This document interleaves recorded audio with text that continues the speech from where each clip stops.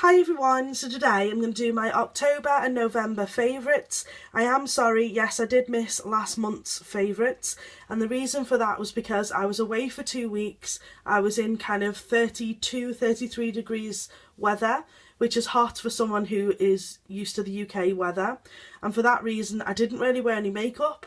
And the other weeks while I was there, when I came home rather, I was still trying out some of the new stuff I bought, so I just didn't feel right to just put a video together based on a couple of things that I've tried for a week or so. So anyway, I've got a couple of different things to talk about. I hope you enjoy watching. The first thing is something I have mentioned before. So this is the Maybelline colour tattoo, and the name of it is Inked in Pink. There's the shade there. Now this is the American version. I believe that they have got a very similar shade here called Pink Gold. It almost looks identical as far as I'm concerned. Now this I've been wearing with a lot of different colours, so it hasn't necessarily just been what I originally bought it for, which was to use with the Naked 3 palette. So I've used it with a couple of different things like purples and stuff like that, and I just find it just gives me the right base to get me a certain type of shade. It's hard to explain, but I really like this colour, and I do definitely recommend it if you do have a chance to pick it up.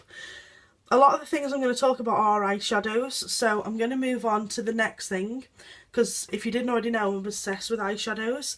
So yes, I am going to mention the Naked 3 palette. Now the reason for that is because there's 3 different colours that I really enjoy wearing together, so I wanted to mention them just as a combination if you have got this palette.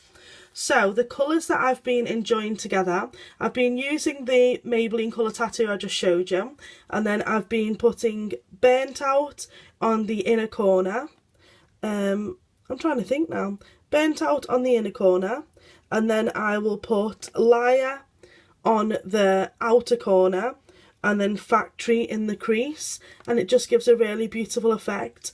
Alternatively, just to mention, I'll use this one here. What's this one actually called? I can't even read it. So I'll use this one here, and then Nuna, and then sometimes I will just put something like Factory in the crease as well. But they're just, I wouldn't say that this palette was as good quality as the other two, but I do like those combinations and they are really pretty, and I find this shade is brilliant for, is it called Stranger? I don't know. Yeah, Strange. I find that this colour's brilliant to help blend out the crease as well. So overall, I just wanted to mention that yes, I have been using this one quite a lot. The next product I'm going to zoom to is this here. So it's the L'Oreal lipstick. I'm not sure whether this is an American only colour. I really don't know, but I did get it over there. So it's in Fairest Nude and it's number 800. I have been enjoying that, and this is only because I've been wearing quite dark eyeshadows, so I like to wear things that are more neutral. The other thing that I've been wearing, if I've not had this on, is Revlon Colour Burst. They're the original ones. What are they called?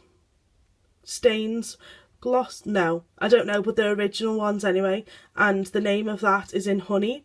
So they literally look like what you can see the packaging. You can see I love this one because I've even cracked the lid, I think. Yeah, you can see the crack in the lid, but I really like them anyway, and highly recommend them if you need something a bit more neutral. Definitely if you've got a lot on your eyes, I don't know, it just kind of balances a little bit. Obviously with the change of weather, I've been trying to focus a little bit more on really good skincare. So this is something I have mentioned probably in a previous month. So it's by Kiehl's, it's the Hydro Plumping Retexturizing Serum Concentrate. I did go to an event by Kiehl's back in September, and this is where I got this. Now, what I find interesting, just for the fact is it just proves that it does work, is when I was there, before I started using this, they did a trial on my skin, whereas they just tested the hydration levels of it. So they measured it and it was 31. I don't know what it's kind of out of, but it's 31. And then about a month later, I went back and it had gone up to 36. And then only probably 2 weeks ago I went back, so it's probably about maybe 6 or 7 weeks after I started using it, and it had gone up to 44.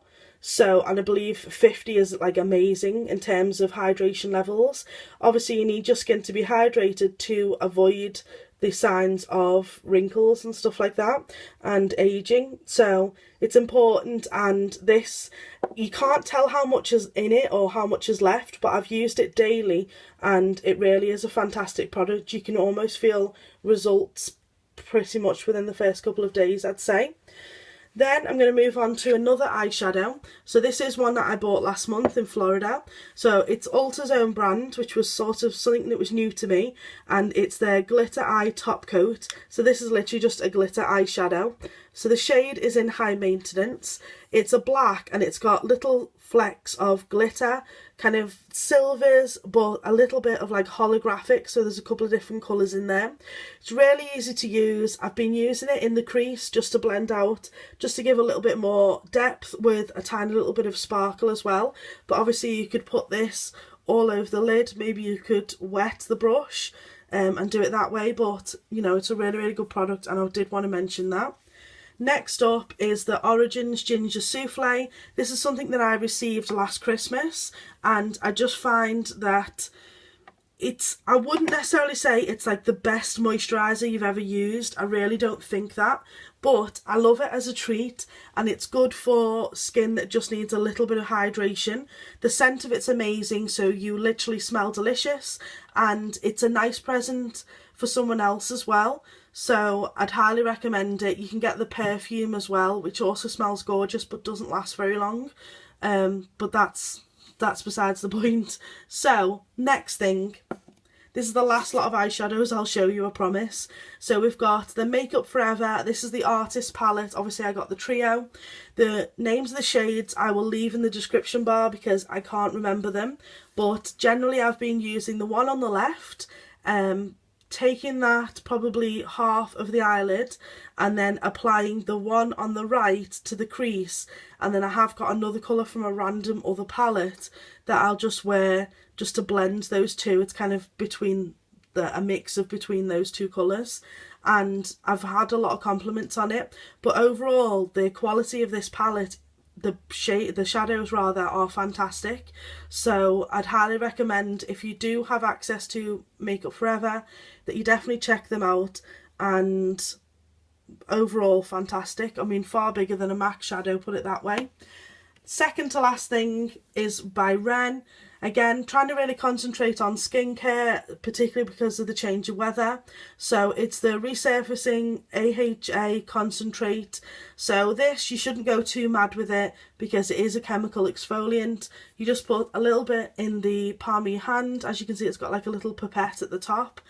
A little bit on the palm of your hand before you go to bed, and then I just leave it to work its magic. But straight away I can feel that it has smoothed out my skin. So I really like this product, but as I say, it's something that you can't go too mad with. And then the last one, if you know anything about me, you'll know that I love candles. So the last one was a candle that I burned, and as you can see, I'm literally savouring it. If you can still get hold of the Bath & Body Works Pumpkin Sugar Donut, I really recommend it if you like the more bakery scents.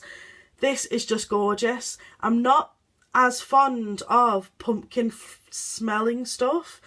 Not too much. I mean, I don't mind it, and obviously I bought it, but this to me smells more of like the sugar donut side of things. I highly recommend it if you do have it and you've not burnt it yet. What are you waiting for? It smells gorgeous, and that is all. So I do hope you've enjoyed watching the video. Please don't forget to give it a thumbs up and subscribe to the channel. My links to Twitter, Instagram, my blog, Facebook, they're all in the description bar, and thank you so much for watching.